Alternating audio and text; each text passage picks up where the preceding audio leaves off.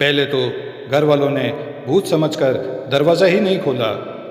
जब वो बहुत गिड़गिड़ाया और उसने सारी बातें बताई तो उसकी बीवी ने कहा कि अब हमें तुम्हारी कोई ज़रूरत नहीं है, अब तो हम पहले से भी ज़्यादा सुखी हैं। एक आदमी को इस बात पर बहुत घमंड था कि मेरे बिना मेरा परिवार नहीं चल सकता। उसकी एक छोटी सी किराने की दुकान थी। उससे जो भी कमाई होती थी उसी से परिवार का गुजारा चलता था, क्योंकि पूरे घर में कमाने वाला वो अकेला ही था। इसलिए उसे लगता था कि उसके बगैर सब भूखे मरेंगे। एक दिन वो एक संत के सत्संग में गया।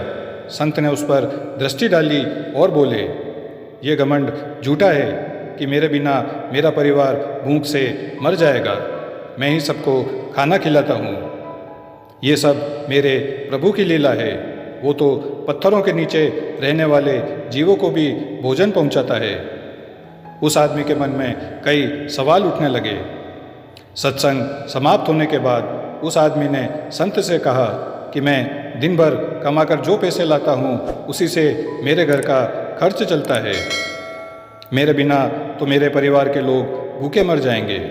संत ने उसे बड़े ही प्यार से समझाया, बेटा ये तुम्हारे मन का भ्रम है। हर कोई अपने भाग्य का ही खाता है।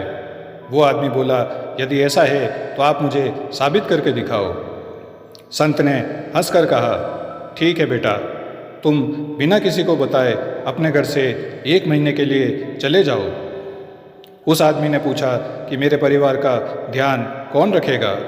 संत ने समझाया, बेटा परमात्मा सबका ध्यान रखता है, तुम्हें यही तो देखना है। वो आदमी चुपचाप चला गया और कुछ दिनों के बाद गांव में ये अफवाह फैल गई कि उसे शेर खा गया। वो अब इस दुनिया में नहीं है। उसके परिवार वाले कई दिनों तक उसे ढूंढते भी रहे और रोते भी रहे, लेकिन उसका कुछ पता नहीं चला। आखिर गांव के कुछ भले लोग उनकी मदद के लिए आ गए।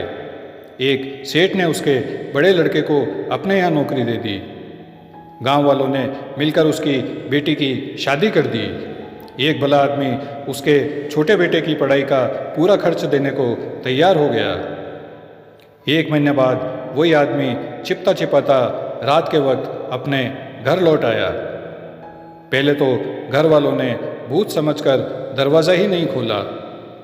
जब वो बहुत गिड़गिड़ाया और उसने संत से हुई सारी बातें बताई तो उसकी बीवी ने कहा कि अब हमें तुम्हारी कोई ज़रूरत नहीं है, अब तो हम पहले से भी ज़्यादा सुखी हैं।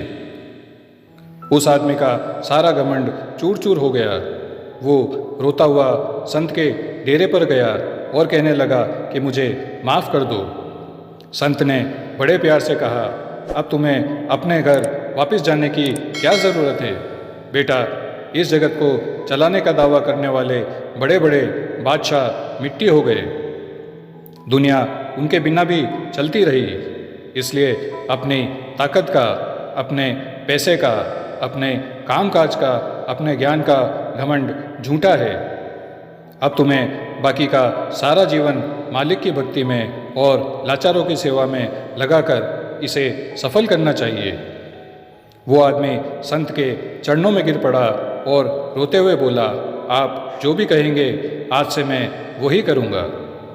दोस्तों, इस कहानी का निष्कर्ष है, कभी भी अपने आप पर घमंड मत करो, क्योंकि आप नहीं थे जब भी दुनिया चलती थी और आप नहीं रहेंगे तब भी दुनिया चलती रहेगी। वास्तव में हम किसी को नहीं पालते हैं, हम सभी को ऊपर वाला पालता है।